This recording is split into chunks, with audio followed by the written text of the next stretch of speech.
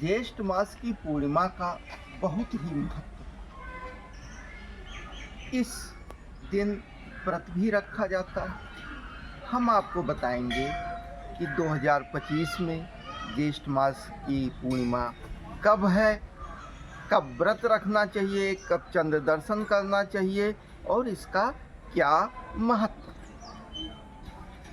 साथियों, पूर्णिमा के दिन चंद्रदेव अपनी पूर्ण आभा के साथ प्रकाशित होते हैं, अवलोकित होते हैं। 2025 में चंद्रदेव पूर्ण प्रकाशमान होंगे 10 जून की रात को 10:50 के आसपास। पूर्णिमा तिथि 10 जून को 11:00 पर शुरू हो जाएगी, जो कि 11 जून तक 1:00 तक रहेगी। यानी 10 तारीख को पूर्णिमा तिथि की शुरुआत सूर्योदय के बाद हो रही है और वह तिथि 11 जून को सूर्योदय के साथ शुरू हो रही है और दोपहर में 1 बजे के बाद समाप्त हो। अब यहाँ ध्यान देने योग्य बात यह है कि हिंदू पंचांग में किसी भी व्रत को उदया तिथि से माना जाता है। इस आधार पर हमें ज्येष्ठ मास की पूर्णिमा का व्रत 11 जून को रखना है। परंतु इसके साथ और क्या करना है, आपका उद्देश्य क्या है, इन सभी चीज़ों को जब आप ध्यान में रखेंगे तो इसी के साथ इस बार आपको कुछ चीज़ों को और करना है। हमारी सलाह है, हमने शास्त्रज्ञों से बात किया, हमने विशेषज्ञों से बात किया, तो ये बात निकल के आई कि चूंकि 10 जून को ही पूर्णिमा तिथि दिन में दोपहर में 11:10 से 13:15 के बीच में लग जा रही, क्योंकि देश विश्व बड़ा है तो अक्षांश के हिसाब से कुछ अंतर होता है। चंद्रोदय शाम को होगा।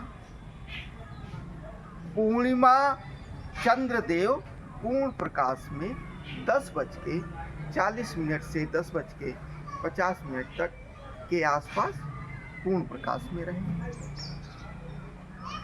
अब हम यह महत्वपूर्ण क्यों हो जाता है, कहाँ इसका लाभ मिलता है, पहले ये जान लीजिए।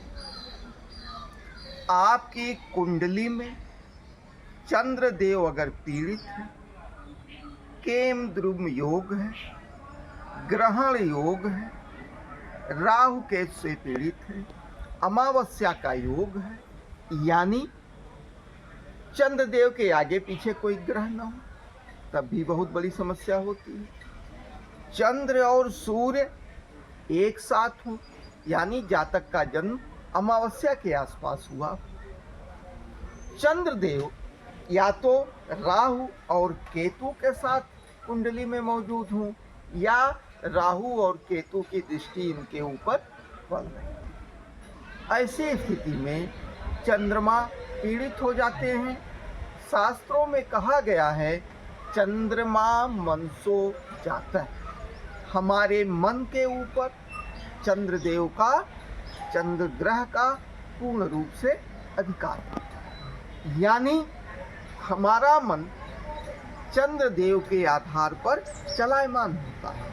चंद्रदेव अगर मजबूत है तो हम मानसिक रूप से मजबूत होंगे, हर बाधा को सफलतापूर्वक पूर्ण कर लेंगे, हर बाधा के पार चले जाएंगे। लेकिन अगर चंद्रदेव पीड़ित हैं कुंडली में तो निश्चित रूप से हम मानसिक रूप से बहुत कमज़ोर होंगे, बहुत पीड़ित होंगे। निश्चित रूप से हमारी ज़िंदगी में परेशानियों का पूरा अंबार लगा रहेगा। इन चीज़ों से निजात पाने के लिए चंद्रदेव जब पूर्ण प्रकाश में होते हैं तो पूर्णिमा का व्रत किया जाता है। तो इस आधार पर हम इस बार चंद्र दर्शन करने के पश्चात जब चंद्रदेव पूर्ण प्रकाशित होंगे रात को 10:30 बजे के आसपास, तो हम उगते हुए चंद्रदेव को अर्घ देंगे, उनको जल अर्पण करेंगे और चंद्रमा जब पूर्ण रूप से प्रकाशित होंगे उस समय उनका ध्यान करेंगे। ध्यानावस्था में हम यह प्रयास करेंगे, हमको यह प्रयास करना चाहिए कि हमारे शरीर के अधिकतम अंगों पर चंद्रदेव से निकलने वाली किरणें, उनका प्रकाश अधिक से अधिक हमारे शरीर पर पड़े। ध्यानावस्था में हम यह महसूस करेंगे, इस भावना के साथ पूर्णिमा के चंद्रदेव का ध्यान करेंगे कि उनसे निकलने वाली किरणें हमारे शरीर को, पूरे शरीर के ऊपर पड़ रही हैं और वह अमृत रूपी किरणें हमारे शरीर का पूर्ण रूप से पोषण कर रही हैं। चंद्रदेव की निकलती हुई अमृतमयी किरणें हमारे जीवनी शक्ति को बढ़ा रही हैं और हमको मानसिक रूप से मजबूत कर रही हैं और हमारे जन्म के समय जो भी खराबियां हमारी कुंडली में थी वो दूर हो रही हैं। तो चंद्रदेव के दोष को समाप्त करने के लिए चंद्रदेव की पूजा, उनको अर्घ और अधिक से अधिक किरणों को अवशोषित करने के साथ साथ उनका ध्यान, ये इस बार 10 जून की रात्रि को करना है। उसके बाद क्या करना है, आपको सुबह 4 बजे से लेके 4:30 बजे के बीच में या 4:40 तक आपको स्नान करने के बाद, जब के बाद आपको दान भी कर देना। तो 4 बजे से 4:30 बजे के बीच में स्नान पूर्ण करने के बाद आप दान आदि का कार्य संपन्न कर लीजिए, यह बहुत शुभ समय है। इसके बाद आप पूर्णिमा का व्रत पूरे दिन 11 जून को रहिए, फिर शाम को चंद्र दर्शन करिए, अर्घ। उत्तर भारत में वट सावित्री व्रत ज्येष्ठ मास की अमावस्या को मनाया जाता है, परंतु दक्षिण भारत में यह व्रत ज्येष्ठ मास की पूर्णिमा को मनाया जाता है। तो दक्षिण भारत के राज्यों में जैसे गुजरात, महाराष्ट्र, ऐसी जगह पर यह व्रत ज्येष्ठ मास की पूर्णिमा को रखा जाता है।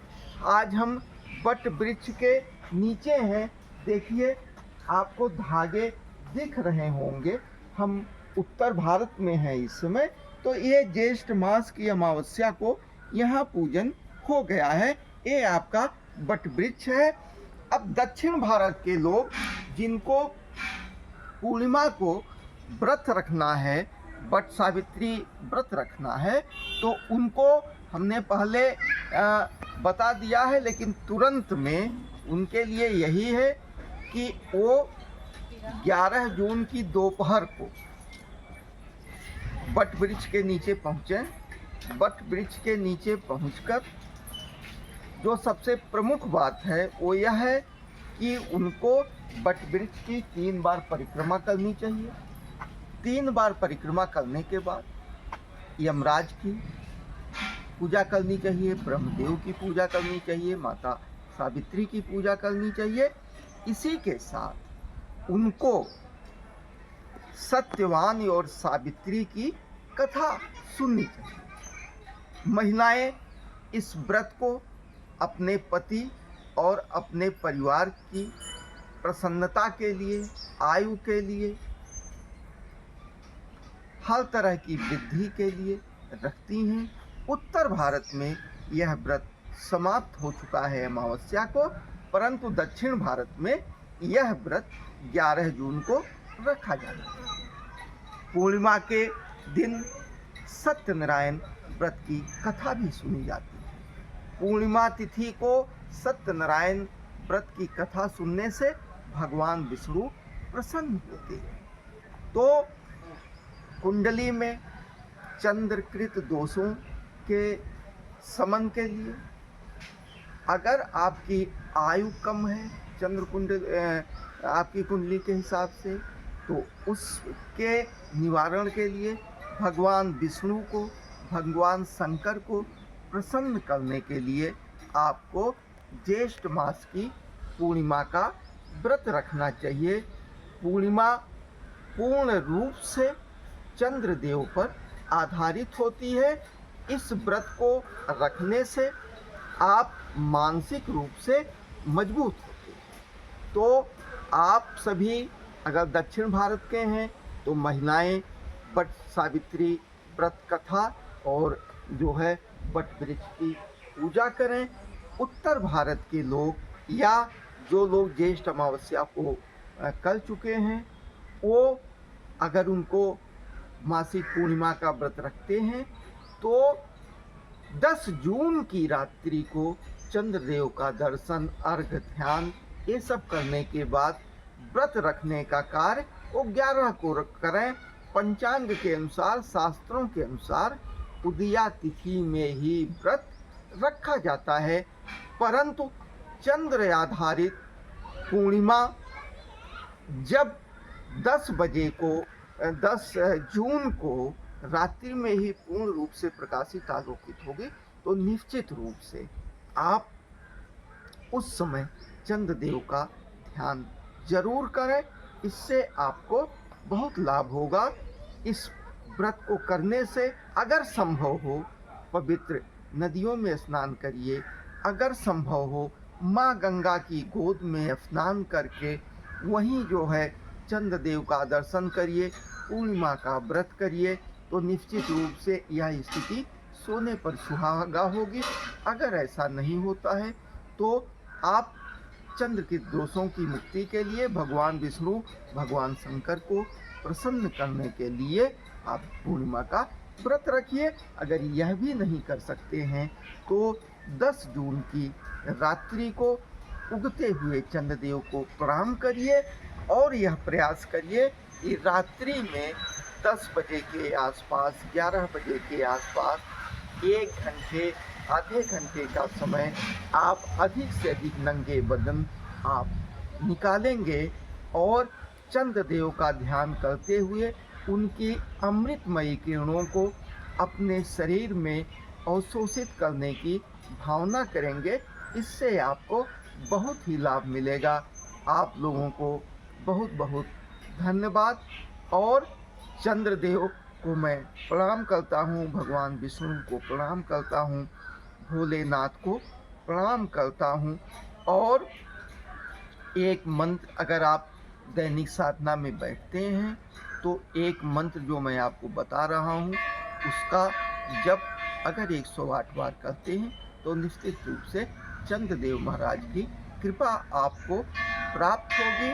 मंत्र है ओम ऐं क्लीं सोमाय नमः। ओम पुनः